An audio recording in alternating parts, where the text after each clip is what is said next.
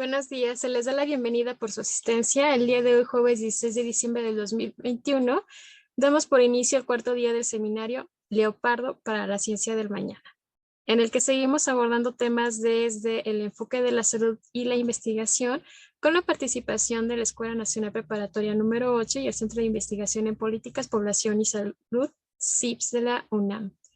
El día de hoy tenemos el gusto de contar con la presencia del doctor Jorge Salmerón Castro, quien estudió medicina en la Escuela Mexicana de Medicina de la Universidad La Salle y realizó la especialidad en medicina familiar en 1985.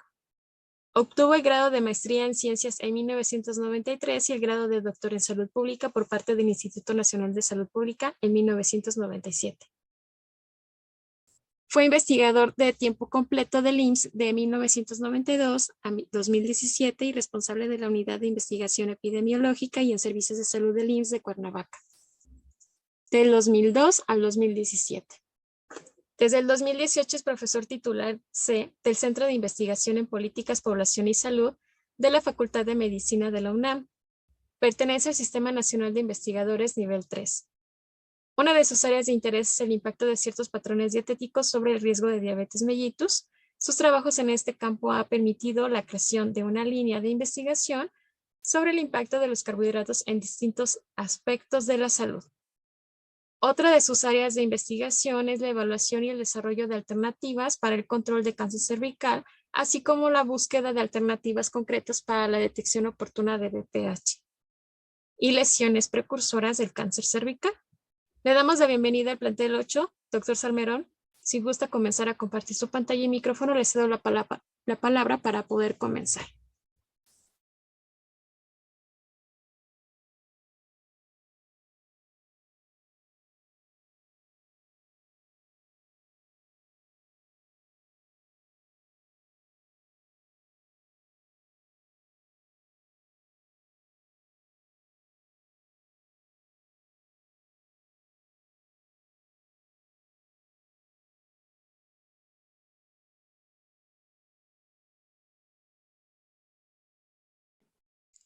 Sí, adelante. Muy bien.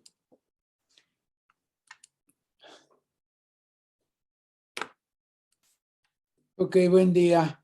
Es una pena que no los pueda ver a todos y bueno, lo que vamos a tratar de hacer esta presentación lo menos aburrida del mundo. Y para eso creo que la única alternativa que hay es que ustedes me interrumpan cada vez que se les ocurra cualquier cosa. Lo que tengan de dudas, lo que tengan en ese momento, le empiezan a hablar o le piden permiso a Verónica, no sé cómo lo tienes organizado, Verónica, que puedas concederle la palabra en cualquier momento a cualquiera de los presentes. ¿De acuerdo? Puede quedar disponible el micrófono, lo pueden reactivar solamente para generar preguntas. Me parece muy bien. Bueno, pues entonces déjenme les platico rápidamente qué es lo que entendí que quisieran escuchar el día de hoy. Bueno, lo que me habían informado que tratara yo de hacer una plática que tuviera que ver con cuál ha sido la evolución del programa de detección oportuna de cáncer cervical. Este es el programa para prevenir y controlar el cáncer cervical en México. ¿Y cómo es que estamos? ¿Cómo nos ha ido, ¿no? En los últimos 70 años que tenemos tratando de hacer cosas así. Entonces, eso es lo que les voy a presentar ahora, pero interrúmpanme cada vez que consideren conveniente, ¿de acuerdo?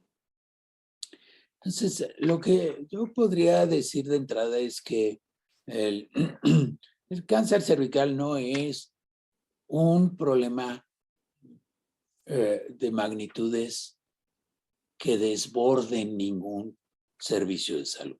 No es COVID, vaya, ¿de acuerdo? No es este tipo de problemas. Es una patología crónica que mata a una proporción relativamente pequeña de la población, ¿sí? Si nosotros pensamos que puede matar al año 350,000 mujeres, pues sí, no se compara con lo que ha hecho COVID, que mata 2,5 millones por año, ¿no? Llevamos 2 años de COVID y con 5 millones de muertes. No son comparables las desgracias. Sin embargo, la posibilidad de controlar el cáncer cervical sí existe. Sí sabemos cómo se podría llegar a controlar y tenemos que hacer eso para lograr. No lo estamos todavía logrando y eso es lo que vamos a platicar hoy. Ahora, ¿cómo es que este comportamiento se distribuye en el mundo? Este es un mapa en donde pinta de color rojo más intenso aquellos países en donde están peor, donde tienen más muertes por cáncer cervical. Y lo que vemos es aquellos países menos desarrollados son los que tienen la mayor cantidad de casos y de la mayor proporción de muertes por cáncer cervical. Los países más ricachas, pues, tienen menos problemas. Y no solo países más ricachas, sino mejor organizados sus servicios de salud y de alguna manera con un mayor compromiso para prevenir estas enfermedades crónicas. México no es que no haya hecho ningún esfuerzo, nada más que los esfuerzos que ha hecho todavía no le funcionan, ¿de acuerdo?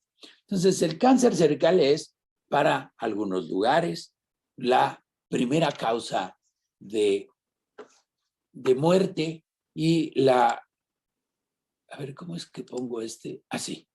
El cáncer cervical es la primera causa de muerte para algunos lugares, en mujeres, por cáncer en mujeres, la primera causa de muerte en algunos países. Y en otra, la segunda. A nivel global, en el mundo, la cuarta. En algunos países en particular, pues ya casi ni hay. Y en algunos no se ha visto una muerte por cáncer cervical en un buen rato, como el caso de Australia. Entonces, ¿cómo es que debemos de entender esto? Bueno, si hay países que lo logran, ¿por qué nosotros no? Pero nosotros no solo no lo logramos, sino que lo distribuimos en forma muy, muy dispareja. Entonces, en las zonas más pobres de México, que es, digamos, el sureste, en donde hay menos servicios de salud, en donde hay menos atención para la población, tenemos los niveles más altos de mortalidad. Y eso está muy mal. Eso no lo podemos permitir. Y esto es lo que hay que cambiar. ¿De acuerdo? Esto lo tenemos que mover ya. No sigamos perdiendo el tiempo y tenemos que dedicar los esfuerzos necesarios para eliminar estos problemas.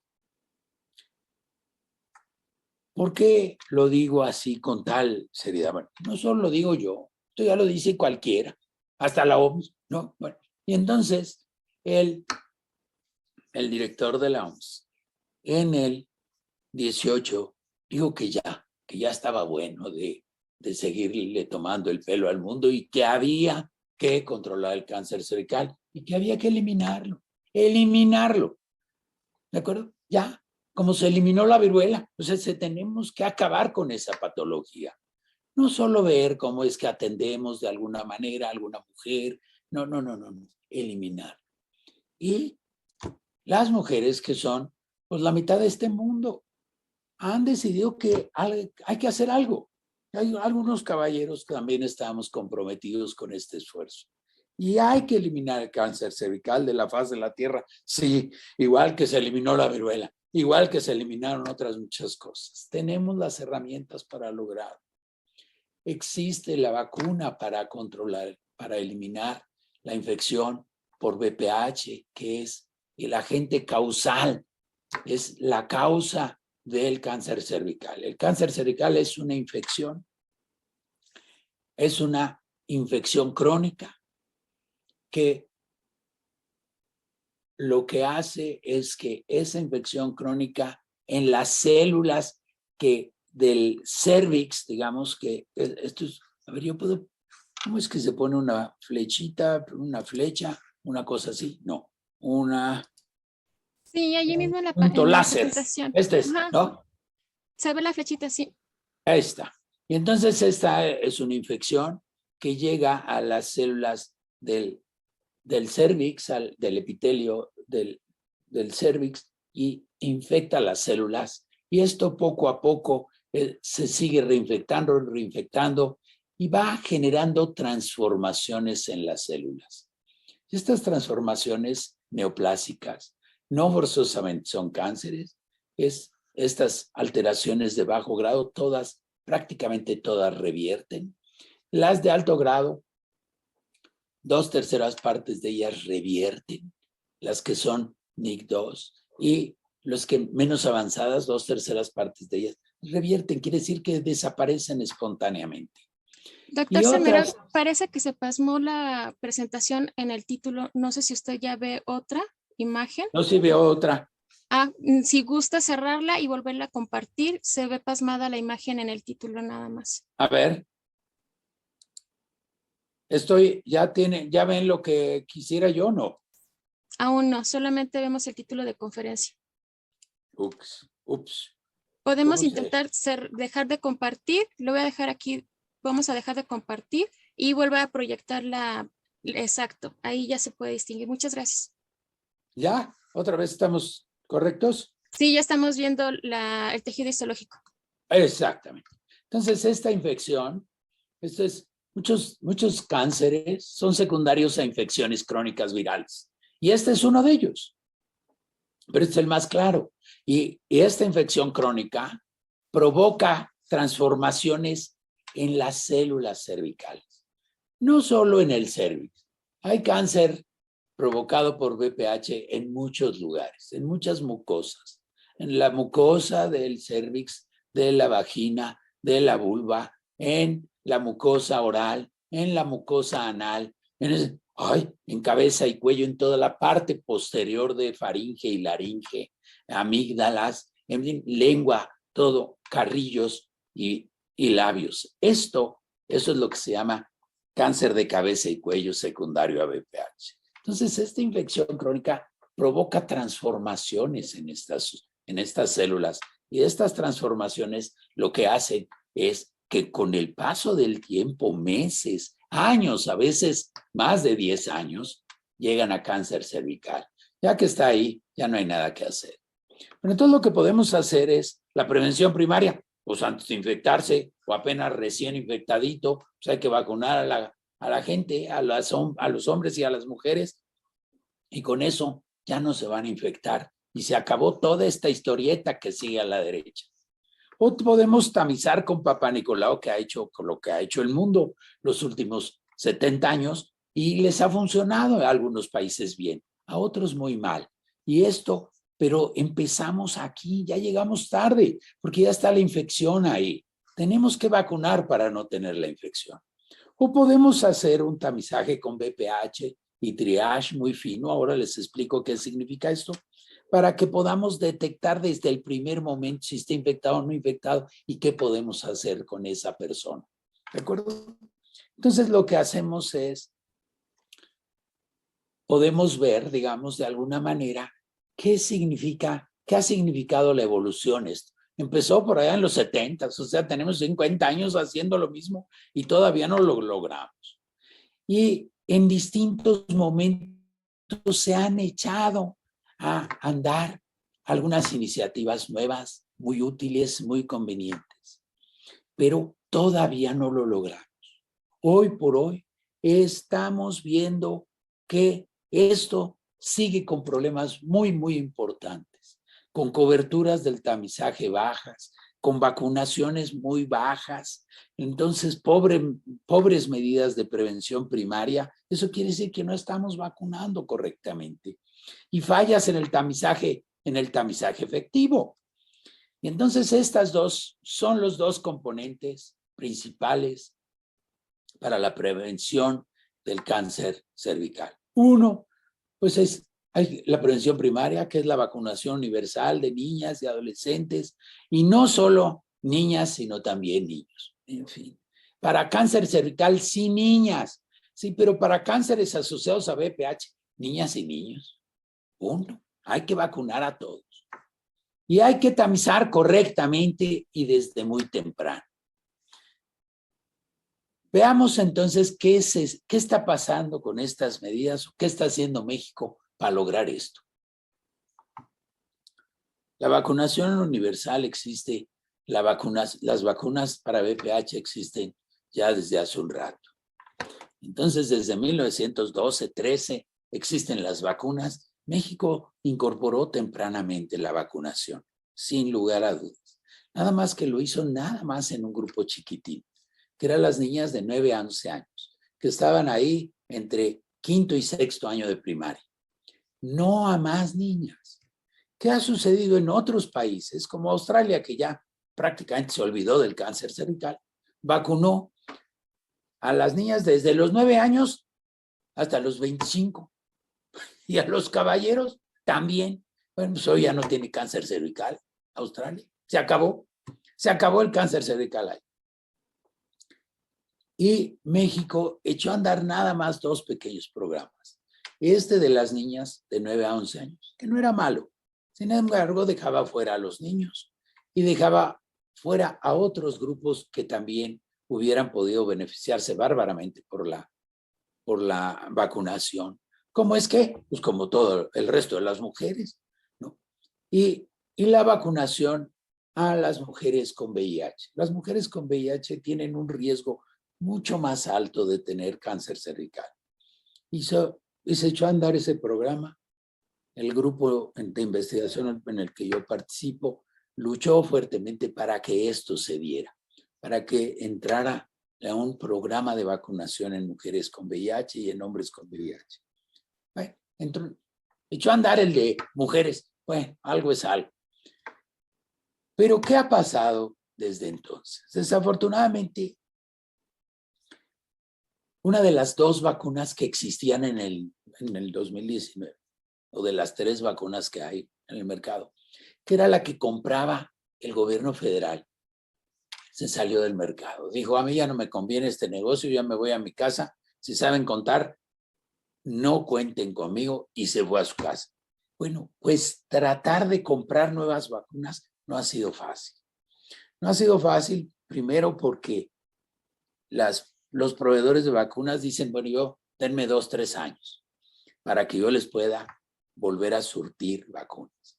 Y segunda, porque el gobierno federal decidió que pues, no valía la pena tanto comprar vacunas y que había que invertir en otras cosas. Entonces abandonó la compra de vacunas y el proyecto y la iniciativa de buscar vacunas contra VPH para México.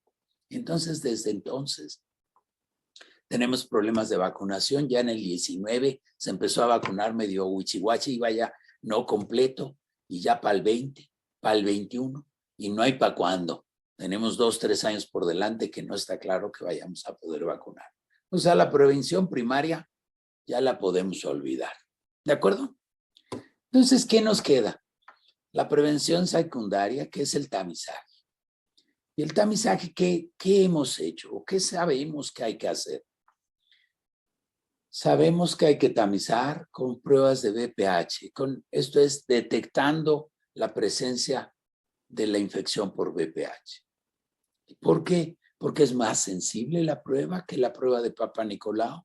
Porque tiene un valor predictivo negativo fantástico. Esto, quien salió negativo probablemente no va a tener nada nunca. Bueno, se puede automatizar y luego entonces sus resultados son altamente reproducibles. Y esto es una estrategia muchísimo más costo efectiva. Había la crítica que se decía que era tenía una especificidad relativamente baja. Sin embargo, si se agregan estrategias de triage quiere decir que ya que sabemos que esa mujer es VPH positivo, le hacemos una segunda prueba para ver si esa infección es de las feas o si ya está avanzando. Y entonces vemos qué tipo de infección tiene, qué tipo de VPH específico tiene, si es 16, 18, que son los peorcitos, o si tiene una citología normal. Y con eso se acaba el problema de la especificidad. Y la otra cosa que podemos hacer para mejorar el tamizaje primario es hacer la prueba de BPH no en cervix, no en muestras cervicales, que es lo tradicional. Pero a ninguna mujer le gusta ir a hacerse una prueba de Papa Nicolau de BPH cervical. ¿Por qué? Porque se siente invadida, porque se siente apenada, porque se siente, por muchísimas razones. Porque la lastiman de repente, la enfermera le pone un espejo muy feo, o el médico es brusco, o lo que sea. Por las razones que sean, no les gusta. Y entonces no quieren ir, es normal. Todas las mujeres presentes hoy aquí, el día que les toque su primer tamizaje, se van a acordar de mí. No van a querer hacerse. Entonces hay que abrir la puerta para que haya otras muestras. Por ejemplo, una autotoma vaginal. Una autotoma vaginal quiere decir que la chica se toma una muestra ella solita, en la intimidad de su cuarto, de su baño, con un pequeño hisopo del material de la vagina. Se hace una vueltecita de 2 segundos en la vagina y esa muestra es la que nos dice si tiene BPH o no. Y en esa misma muestra se puede hacer una citología. Ay, caramba, pues entonces ya se pudo hacer todo en esa. Pero no solo eso, sino que hay ahora estudios recientes en donde se permite ver que también la muestra de orina puede ser de utilidad para hacer exactamente lo mismo. Y ahí no hay cuestiones de pena, de esto, de no. Entonces son muchísimo más aceptables y esto es lo que vale la pena hacer. ¿De acuerdo? Si bien pudieran tener un desempeño directamente menor al de la prueba de BPH cervical, sí, es cierto, pero a la hora que hacemos el triage, esto es que le hacemos una segunda prueba, con eso se nos elimina ese problema. Esto es más costo efectivo. ¿Qué quiere decir?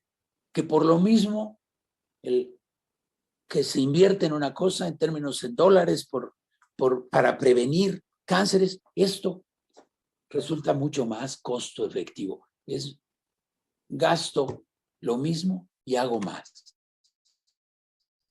Y eso es las razones de costo efectividad. Estos son los estudios que se han hecho y que hemos hecho en México. Es este estudio Frida comparando cómo es que es mucho más útil y es comparable con estudios previos en otros lugares. Y sabemos que esto funciona muy bien. ¿Y qué es lo que hay que hacer? Simplemente cambiar un poquito el algoritmo, quiere decir, las vías donde la mujer va primero aquí, luego allá, luego allá, luego allá. No demos tantas vueltas, colectemos todo lo que necesitamos para tener una buena muestra, ya sea cervical, ya sea vaginal, ya sea de orina, y hagámosle todas las pruebas necesarias a esa misma muestra, sin tener que traer a la mujer de arriba para abajo con 3, 4 vueltas y solo tratar aquellas que de veras lo ameritan. Y entonces reducimos los costos, reducimos la invasión a la mujer y reducimos las lesiones. Esto es lograr un tamizaje efectivo. Pero hay muchos pasos en este algoritmo grandote que les planteo aquí.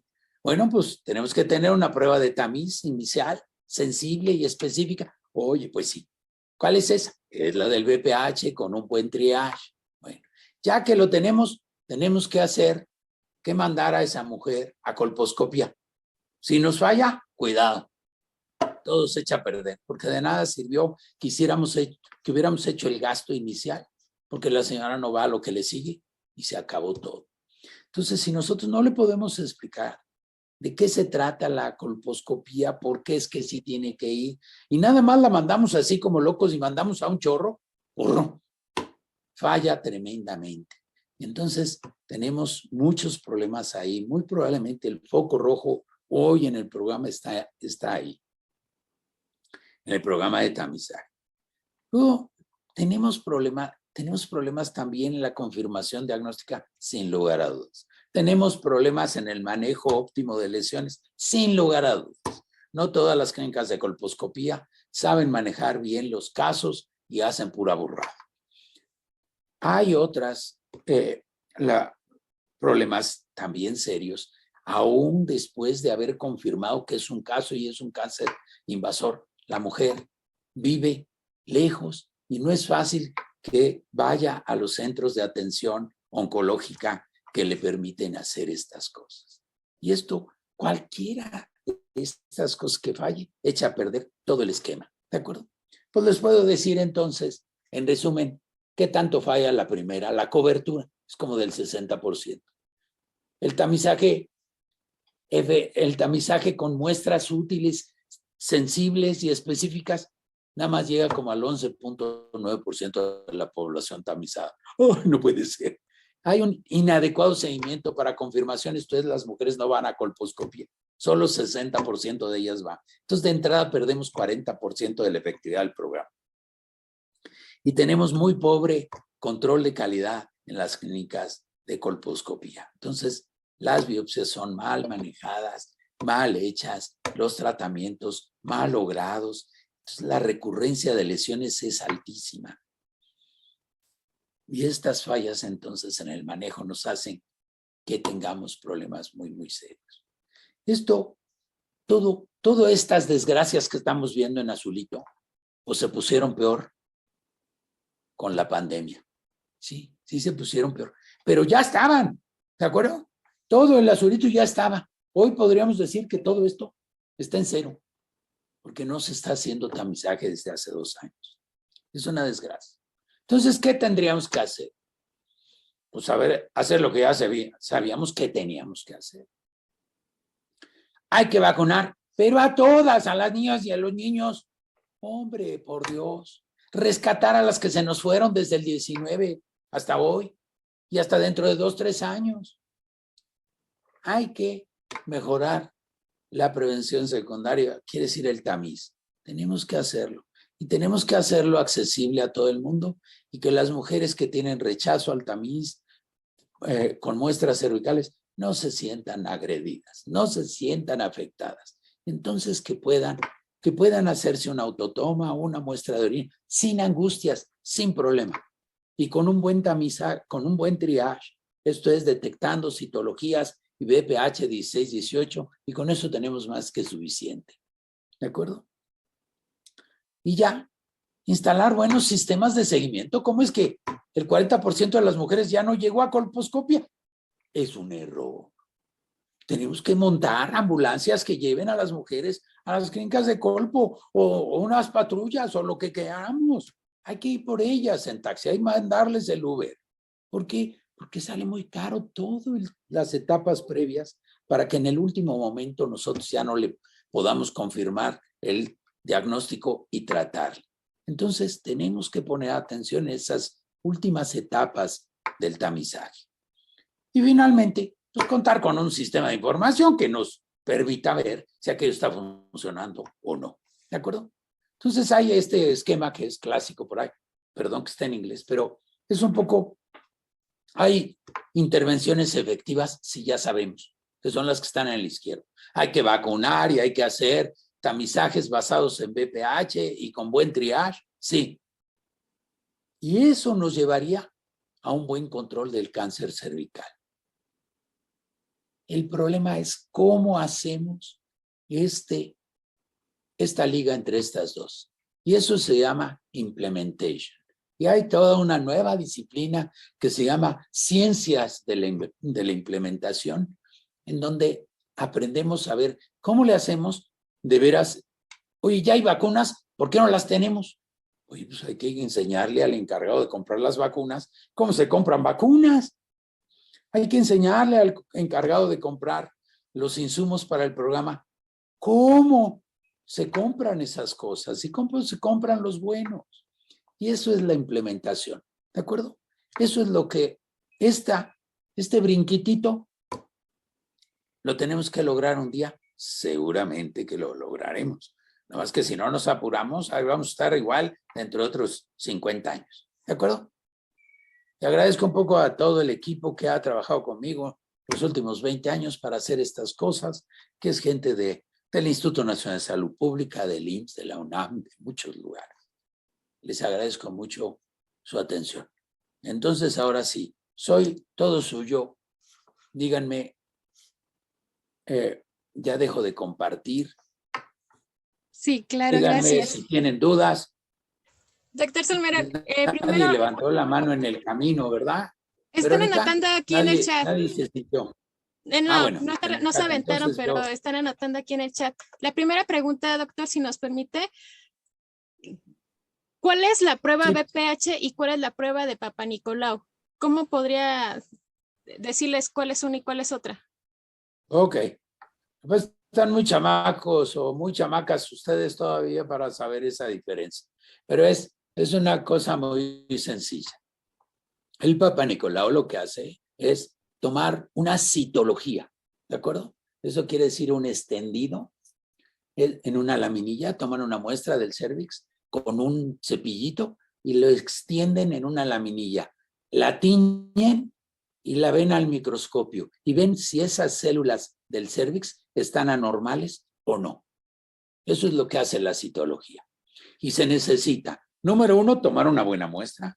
Número 2, extenderla correctamente. Número 3, teñirla muy bien. Número 4, entrenar a un citotecnólogo para que diga si hay células anormales o no. Y 5, entrenar al patólogo para que confirme lo que acaba de ver el citotecnólogo. Como verán, hay 5 pasos. Y no se imaginan cómo fallan esos 5 pasos, bárbaramente.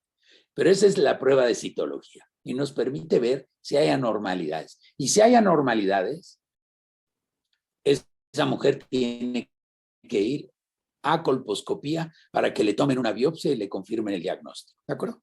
Ahí va la prueba de BPH. La prueba de BPH lo que hace es detectar con pruebas de moleculares si hay infección o no hay infección por BPH. Más o menos el 10% de las mujeres en edad fértil está infectada en el momento en que se le hace la prueba.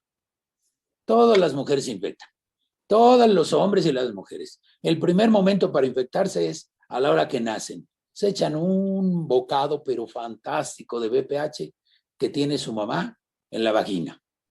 Y hacen unos buchecitos y ¡pum!, se infectan. Y luego la mamá también tiene BPH en el pecho y les da 3, 4 meses pecho y se infectan. Y, bueno, y es normal, pero todas esas infecciones se les quitan en un ratito. En un ratitito, ¿de acuerdo?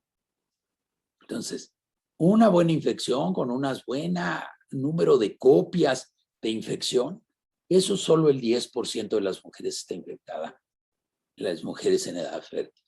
Las mujeres un poco más joven, tantito más que las mujeres más maduras o las mujeres más viejitas también tienen un poquitito más. Entonces es así como en una U.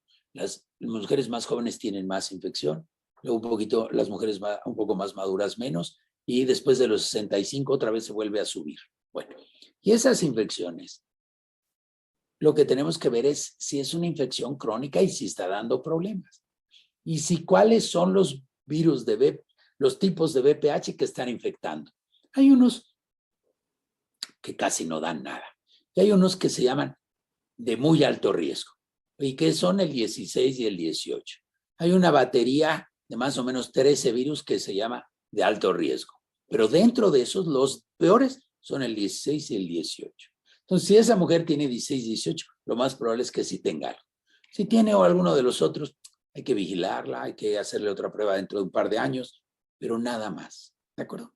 Y eso es lo que es una prueba de triage, ver si tiene 16, 18 y si tiene una citología que diga que tiene algo feo. ¿De acuerdo? Eso es una prueba de BPH, pero se colecta otra vez en una muestrecita, como si fuera la del PAP, pero también se puede colectar en una muestra vaginal y en una muestra de orina. ¿Por qué la orina?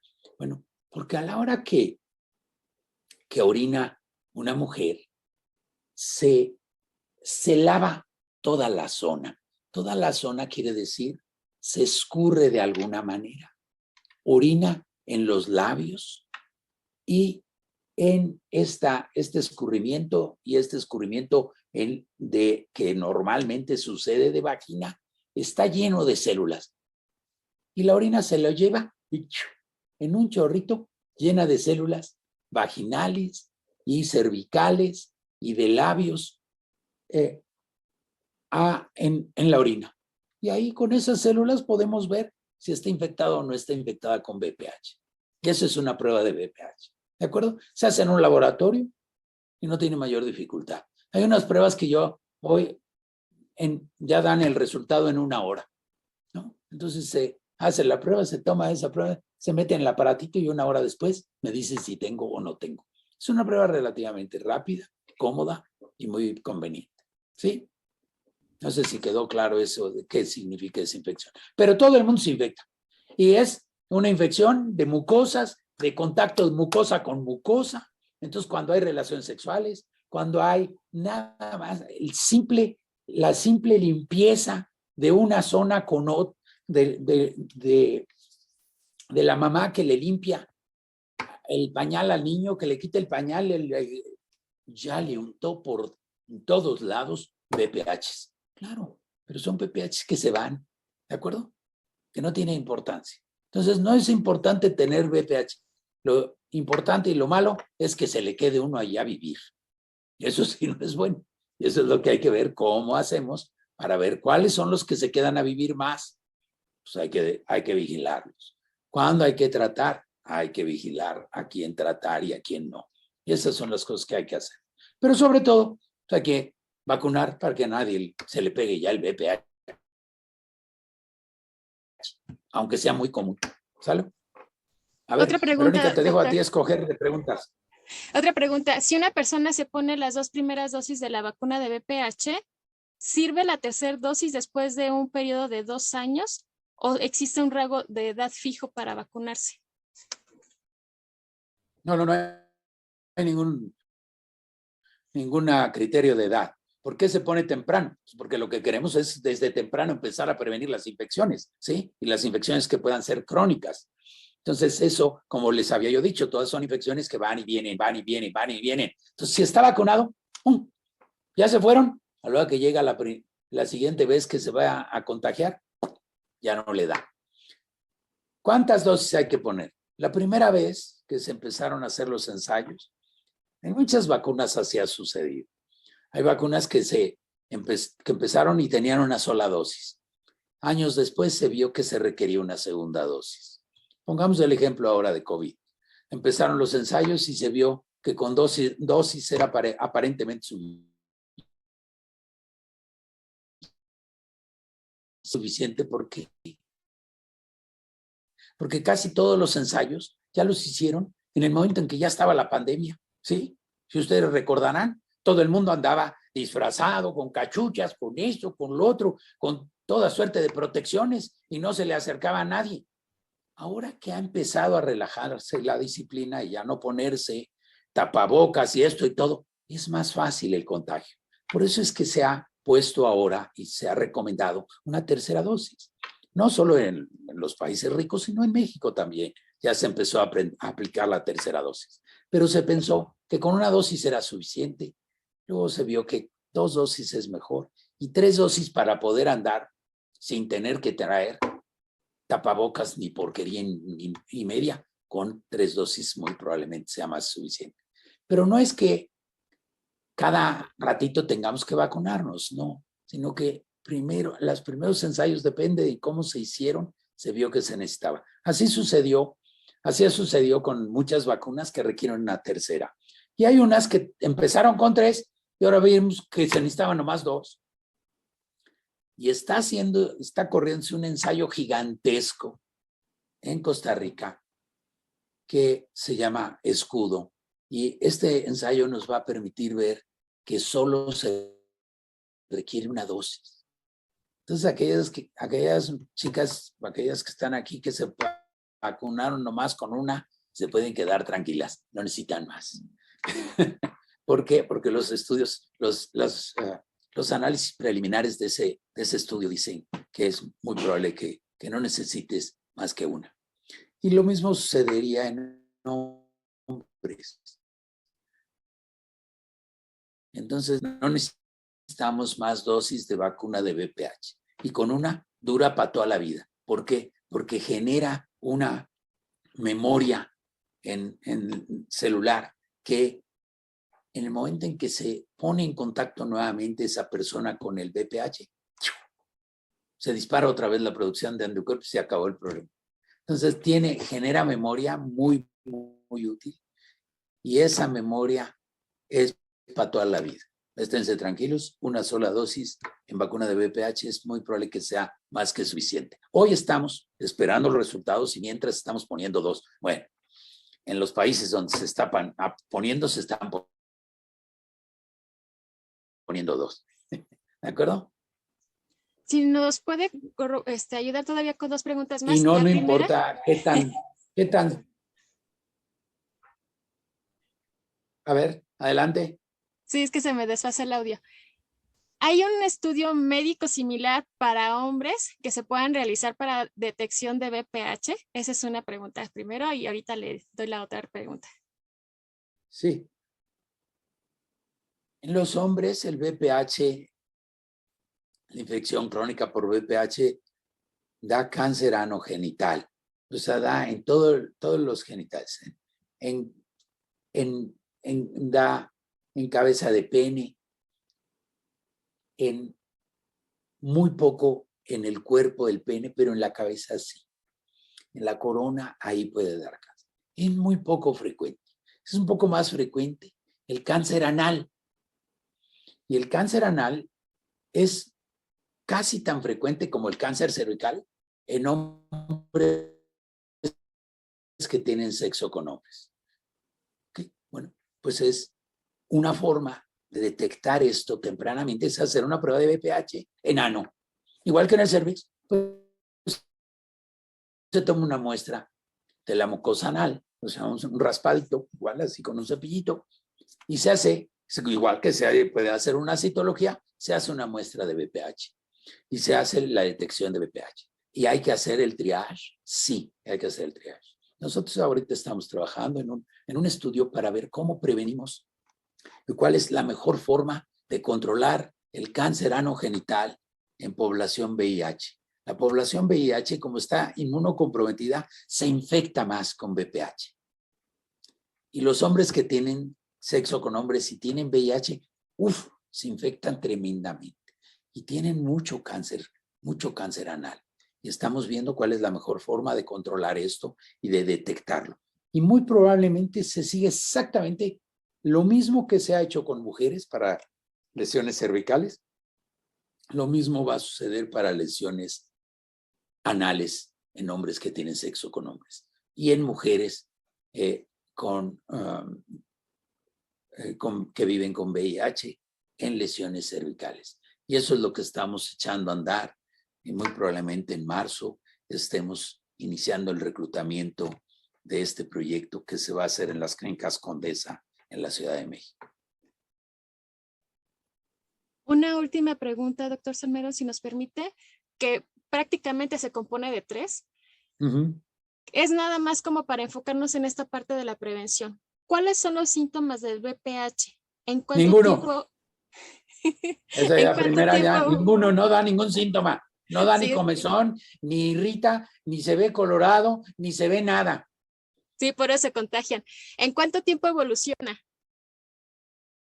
¿O a qué edad aparecen sus complicaciones? Preguntan los muchachos. ¿En cuánto tiempo evoluciona a provocar lesiones? En meses. En meses. Si una chica se contagia el día de hoy, puede tener una lesión florida, así toda muy mona, lesión de alto grado en cervix dentro de 6 meses. Muy rápidamente. Pero lo más probable es que se le quite. 2/3 partes o más de esas lesiones desaparecen. Al año ya no tienen nada. ¿De acuerdo? El problema es si esa lesión no desaparece. Y si esa lesión no desaparece, entonces con el paso del tiempo va a generar un cáncer ahí. Y ahí sí ya son años. años para que eso suceda. Entonces tenemos años para detectarlo. No tenemos que ir corriendo mañana al tamizaje, pero sí nos lo tenemos que hacer cada 5 años, porque si no, se nos va a ir. ¿De acuerdo? Entonces, la prueba de BPH y con triage se debe hacer cada 5 años en todas las mujeres y en todos los hombres para evitar lesiones anales o prevenir cáncer anal. Y eso tendría que ser cada 5 años, sin lugar a dudas. Más tiempo, probablemente hoy todavía no sea más tiempo. Cuando estemos más vacunados, entonces probablemente podamos ir a 10 años, cada 10 años el tamiz. Pero hoy, cada 5 años es la recomendación. Entonces toma meses empezar con una lesión, pero años en que esa lesión se convierta en un cáncer que ya no tiene vuelta para atrás. ¿De acuerdo? Aquí Jimena nos comenta como pregunta, en una relación donde alguien es portador de BPH, si se usa preservativo, me imagino que hablan, sí, puede ser de mujer o de hombre, ¿se previene o no se previene el contagio? Sí, de alguna manera se previene el contagio, pero es tan fácil contagiarse que probablemente utilizar un condón de repente pues no les prevenga nada. Bueno, entonces el condón en efecto impide que si hay un contagio en la cabeza del pene, digo, si hay una infección, esa cabeza de pene no va a andar contagiando otras zonas. Pero lo que les quiero decir es, por ejemplo, la infección, un sujeto que tiene, un caballero que tiene infección por VPH en el pene, también la tiene no solo en la cabeza del pene, sino en todo el cuerpo del pene y también en el escroto y también en la zona perianal. Ay, no puede ser. Qué locos. Bueno, y entonces, pero no hay condones para todo el cuerpo. Nada más hay para el cuerpo y la cabeza del pene. Entonces, muchas veces es insuficiente. Lo que se han hecho estudios, se ha visto que en efecto previene, pero después de 10 relaciones, aún utilizando condón correctamente, ya después de 10 ya se infectaron de todas maneras. Entonces, no es que yo esté diciendo que no usen condón. Si van a ir a una fiesta, no saben cómo va a terminar aquello, ¿no? Llévense todo su condón, porque es bueno para todas las infecciones. Pero si van a tener una relación ya estable, con miles de relaciones en los próximos meses o años, pues ya no forzosamente les resulta de gran utilidad después de 10. ¿De acuerdo? Esto es lo que les quiero decir, que es una infección muy frecuente. No se angustien por la infección, todo el mundo se infecta. Más del 80% de la población tiene infección por VPH en algún momento en la zona anogenital. ¿Sí? Entonces no nos preocupemos. Preocupémonos si esta se hace crónica. Y para eso es el tamiz con VPH. Y hay que apoyar esto. Y hay que vacunarse para que esto no suceda. Entonces presionemos. Manden sus cartas al subsecretario o al secretario diciéndole, ya señor, ya compre otra vez la vacuna, ¿no? ¿Por qué? Porque mi hermanita chiquita necesita. Aquí todas, que ponga así una manita a todas las mujeres que sí se vacunaron. Van a ver que se vacunaron un buen número de ellas. Pero desgraciadamente hoy las que están en cuarto, quinto de primaria o quinto y sexto no están recibiendo la vacuna y no es justo. Eso es lo que debemos de entender. Pero aquella mujer vacunada que hoy sale con una prueba de VPH positiva hoy, muy probablemente dentro de 6 meses ya no tiene nada. Es un VPH que detectaron ahí de puro churrazo, que no va a tener nada, no se les va a hacer crónica. ¿De acuerdo? Ya nada más para cerrar aquí pregunta, pero creo que ya lo mencionó. ¿Cómo se puede saber cuando hay una lesión? Eso sí, desgraciadamente, solo con una exploración en colposcopía, que el colposcopio no es nada más que un microscopio que permite ver el cérvix agrandado. No es más nada que es un microscopio, pero No es un microscopio que ve uno en una laminilla, sino es un microscopio que permite ver el cérvix.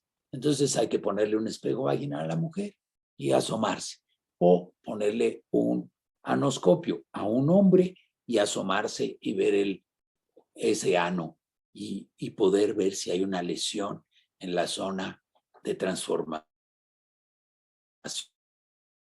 La zona de transformación no es nada más que como cuando cambia un epitelio a otro, de una mucosa de un tipo a otra. Por ejemplo, la orilla del labio, ¿sí? Como esta piel, pues llega un momento en que empieza a convertirse en labio. Y como el labio está así, está sequito. Si lo volteamos tantito, está húmedo, ¿sí? Bueno, ahí hay 3 zonas de transformación. De la piel a la piel del labio. De la piel de la cara a la piel del labio. Y de la piel del labio a la mucosa que está ahí. Eso es lo que es una zona de transformación. Esas zonas de transformación es donde le gusta vivir al BPH. En el ano y en el cervix y en todas las zonas donde hay zona de transformación, ahí le gusta vivir al condenado.